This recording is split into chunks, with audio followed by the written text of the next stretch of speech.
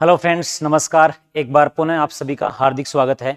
बहुत ही महत्वपूर्ण टॉपिक एक शॉर्ट वीडियो के साथ मैं आपका स्वागत करता हूं। केंद्र सरकार की विद्यार्थी कल्याणकारी योजनाएं कौन कौन सी हैं, इनके बारे में अपन संक्षिप्त चर्चा करेंगे, जो कि आपके सिलेबस में मेंशन है। तो सभी विद्यार्थी इस क्लास को पूरा देखिएगा और एक एक चीज को नोट डाउन कीजिए और आपके परीक्षा की दृष्टि से अति महत्वपूर्ण ये तथ्य है मित्रों। चलिए सबसे पहले बात करते हैं अपन पीएम श्री योजना, SHRI। पीएम श्री योजना क्या है? प्रधानमंत्री स्कूल्स फॉर राइजिंग इंडिया।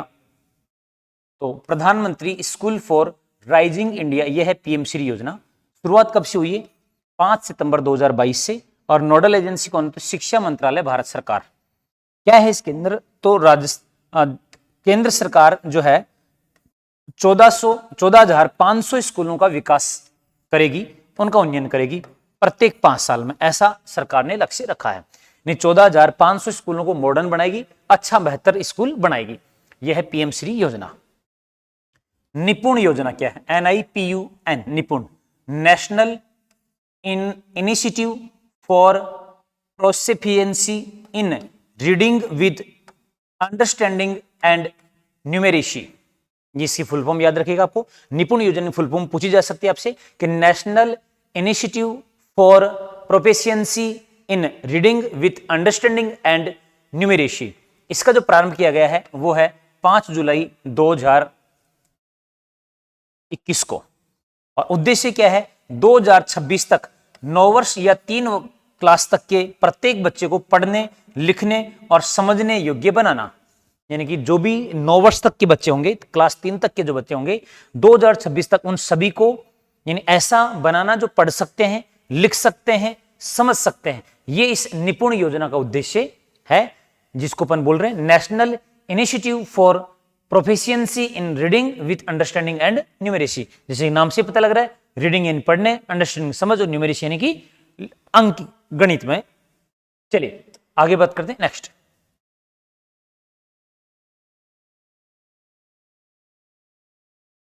ये लीजिए, नेक्स्ट है स्टार्स योजना। स्टार्स योजना क्या फुल फॉर्म है? Strengthening teaching learning and results for state. Stars योजना की फुल फॉर्म क्या है? Strengthening teaching learning and results for states. ये स्टार योजना है। शुरुआत हुई 16 अक्टूबर 2020 से। इनकी शुरुआत जरूर आपको अच्छे से याद रखनी है। उद्देश्य क्या है? शिक्षा में गुणवत्ता लाना है। यानी कि जैसे नाम से पता लग रहा है, teaching strengthening teaching learning and results for state, यानी कि राज्यों के पढ़ने पढ़ाने और उनके रिजल्ट्स में स्ट्रेंथनिंग लाना, ये इसका उद्देश्य है। 16 अक्टूबर 2020 से शुरू हुई। इसमें 3 संस्थाएं बजट में भागीदारी है। विश्व बैंक इसमें 15% दे रहा है, राज्य का 32% है और केंद्र इसमें 53% जो है बजट अपना लगाती है। नेक्स्ट है पीएम पोषण योजना। पीएम पोषण योजना की शुरुआत हुई है, प्रारंभ देख लेना, 29 सितंबर 2021।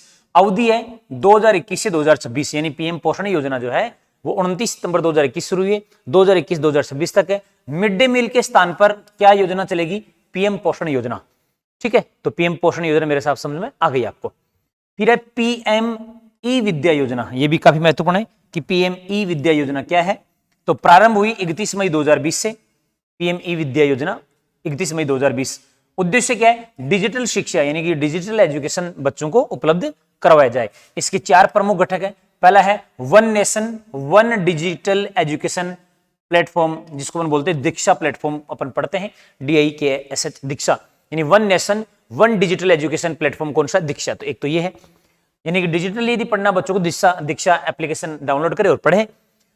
नंबर 2 पे इन्होंने लिया स्वयं प्रभा टीवी चैनल, यानी कि TV channel 1 class 1 TV channel, यानी एक क्लास के लिए एक टीवी चैनल होगा, जिसको अपन स्वयं प्रभा टीवी चैनल के नाम से जान रहे हैं।